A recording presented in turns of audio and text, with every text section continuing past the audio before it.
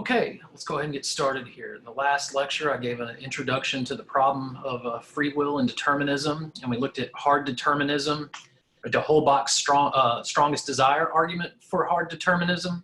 Recall that the hard determinists are incompatibilists about freedom. They think that the truth of free will defined a particular way is incompatible logically with the truth of the intuition that we have at least some free will, right? That we're acting free, we have a capacity to make choices, right? Genuine choices. And so the hard determinist way of trying to resolve that contradiction is to lop off free will. So again, just recall that basic problem. We started with an apparent contradiction between that intuition we have that we're at least acting freely in some situations, and then the standard account of causation, or that principle of determinism, the universal principle of law, or cause and effect law, right? Or the universal principle of causation, as the book calls it. And so again, the hard determinist says free will is an illusion there. This time around, we'll look at a different view. We'll also look at how the view that we look at today would criticize hard determinism as well as a positive argument for itself. And so remember, our basic problem here is just this conceptual difficulty of trying to explain how we can reconcile free will, however that might be defined, with the truth of determinism, right? Not hard determinism, just determinism itself, right? Just that principle of causation. So again, what we'll look at in this lecture is compatibilism, also called soft determinism. So whereas the hard determinists, like de Holbach, with his strongest desire argument, they're indeterminists about freedom. They think that a free action would be an uncaused action. And since there are no such things, they deny free will. The soft determinist is going to have a different view of how to define free will, so we'll have to pay attention to that. And we'll look at how the compatibilist would criticize the strongest desire argument as well as the argument for compatibilism here. So let's get into it here. So unlike, your textbook, the textbook that I usually use here and that I'm using this semester is Classic Questions, and it includes a reading, a primary source selection from a proponent of hard determinism. That was the reading from de Holbach. The textbook doesn't include anything from a compatibilist, although they talk about the Klosowski, the textbook author, talks about compatibilism. There's no reading from a compatibilist, just the textbook author's discussion of it. And so I pulled out some quotes from a compatibilist thinker that go along with what's discussed in the textbook. So this time I am gonna go over a few quotes. I didn't do that last time since the reading was included in the book, but this time I will. So he starts off by talking about the problem and hard determinists, right? So he says, it's to be observed that the learned philosophers, professors of philosophy or psychology who deny the existence of free will do solely in their professional moments and in their studies and lecture rooms. For when it comes to doing anything practical, they invariably behave as if they and others were free, all of which is inconsistent with disbelief in free will. This should cause us to suspect that the problem is not a real one, and this, I believe, is the case. The dispute is merely verbal and is due to nothing but a confusion about the meanings of words. Stace here, the thinker that I'm referring to and using quotes from here, is an example of an ordinary language philosopher. And that's a school of philosophy that's from the 20th century that thought many philosophical problems could be resolved. We would see that they're not really problems if we got clear about language. And so you see, and we should take our meanings to terms from ordinary usage, right? And so you see that maneuver here in this paragraph. And so a verbal dispute, right? A semantic argument over free will. So he says, Stace here, the problem has been created by the fact that learned men, especially philosophers, have assumed an incorrect definition of free will. And so he's raising the issue of how we're going to conceive of things, right? So at the beginning of the semester, I had a clip posted on Moodle about, what does soup count as a meal? Does deep dish pizza count as genuine pizza? So it's this issue of how to define something precisely here, beyond just a lexical definition. And so he says, they have assumed the incorrect definition of free will, and then finding that there's nothing in the world which answers to their definition, have denied its existence. And he says, let us shorten this by saying that free will, he's talking about the hard determinists, right, which are incompatibilists, right, define free will as meaning indeterminism. This is the incorrect definition, which has led to the denial of free will. Well, indeterminism is the idea that something happens without a cause, right? Since there are no uncaused actions, we should think there's no free will if we're operating on that definition of free will. And so here's de Holbach's strongest desire argument for hard determinism. And we already have enough from our compatibilist view to start thinking about how the compatibilist might criticize this argument from de Holbach. So if actions are caused by the strongest desire, then human beings do not have free will. Actions are caused by the strongest desire, thus human beings do not have free will. Well, the concept, we've just seen Stace take issue with how the hard determinist has defined free will, and that idea only pops up in one premise in this argument, and so it probably is jumping out to you already. Which premise is the problematic one according to compatibilism?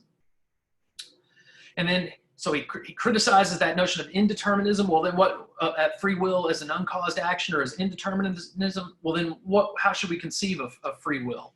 And he makes a distinction here between internal and external causes. Remember, the soft determinist or compatibilist is not denying free will. They're going to claim that free will is compatible with the truth of determinism. Again, not hard determinism, just determinism, the law of cause and effect. So on the one hand, we have actions that are not free. Leaving the movie theater because you were thrown out, confessing because you got beaten, or going hungry because no food was available. On the other hand, on the right-hand side, we have free actions. Leaving the movie theater because you thought the movie was horrible. I walked out of Troop Beverly Hills one time.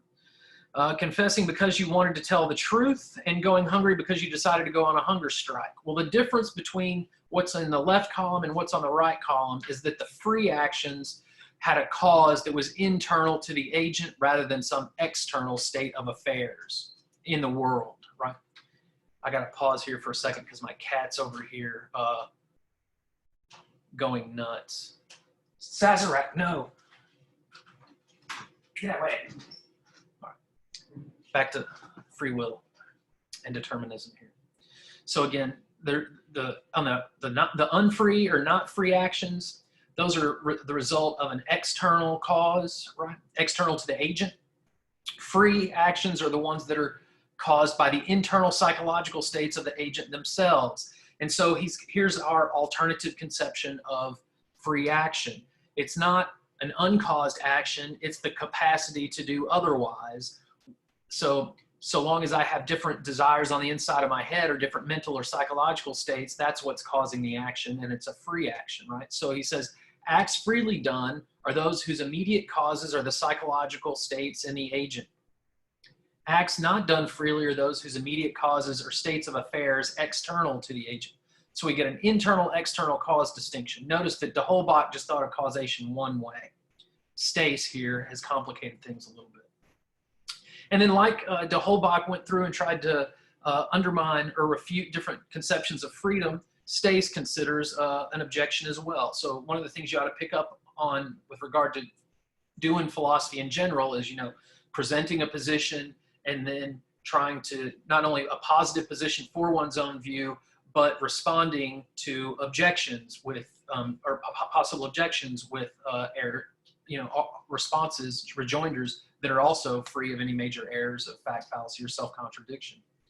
And so the first objection that Stace considers here. According to our view, an action may be free, though it could have been predicted beforehand with certainty, but suppose you told a lie, and it was certain beforehand that you would tell it. How could one then say, you have told the truth? Well, the answer is perfectly true that you would have told the truth had you wanted to, right? So it's about your wants and desires internal to you. In fact, you would have done so, for in that case, the causes producing your action, namely your desires, would have been different and therefore would have produced different effects.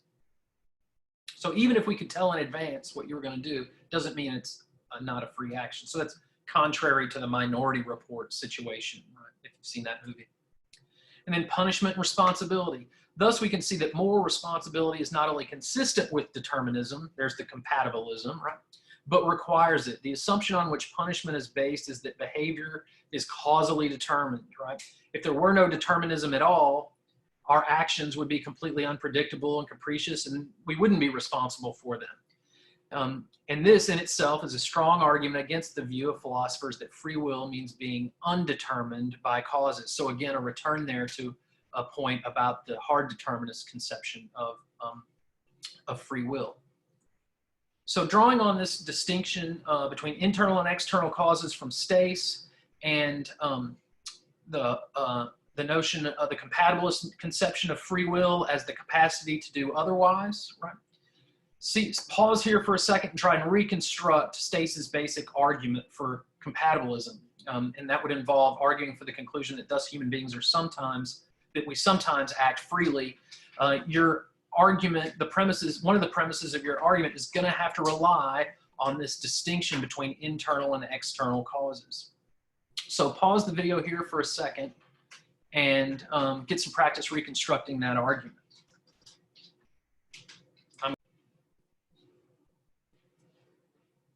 Okay, hopefully you've got your own version of this argument based on what's said in the textbook and what we've said here in lecture. Let's go ahead and reconstruct a version of an argument for compatibilism. Right? So let's call this the internal-external cause argument. So if the immediate cause of an action is an internal psychological or mental state rather than an external state of affairs, then some actions are a product of free will. And then I have in parentheses here the capacity to do otherwise to denote. Now we're working with it to just keep us straight that we're working with a different conception of what a free action is. The immediate cause of some actions is an internal psychological state rather than an external state of affairs.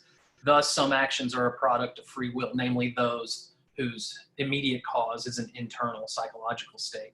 So there we get an argument for compatibilism. And then the question is always, does this argument contain any major errors of fact, fallacy, self-contradiction, or now we've got to worry about this fourth category, a false conditional premise for reasons other than a self-contradiction, where the consequent doesn't necessarily follow from the truth of the antecedent, but not because of a contradiction.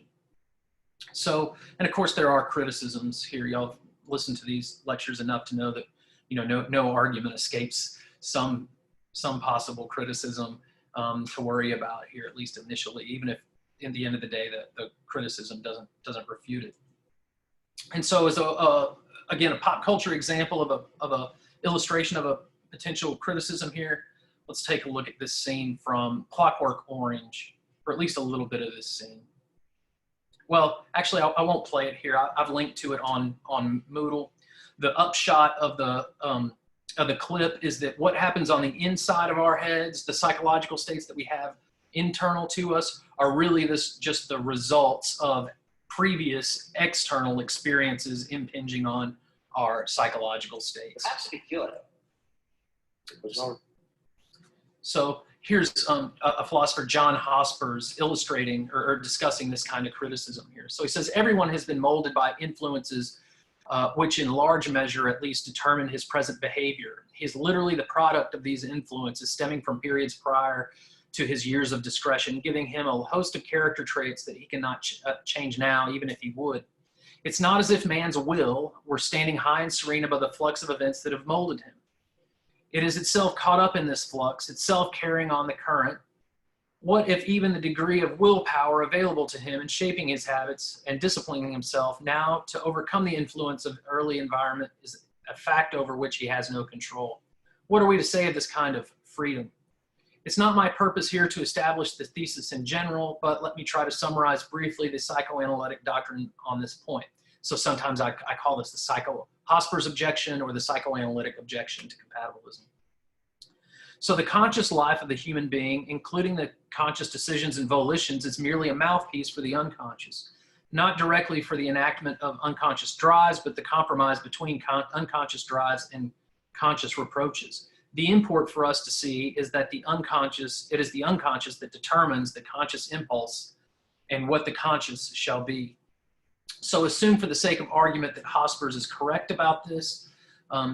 There are other ways to make this same basic point that don't rely on psychoanalysis, just regular old, it's pretty clear from the human sciences that human beings have unconscious behaviors that we engage in, right?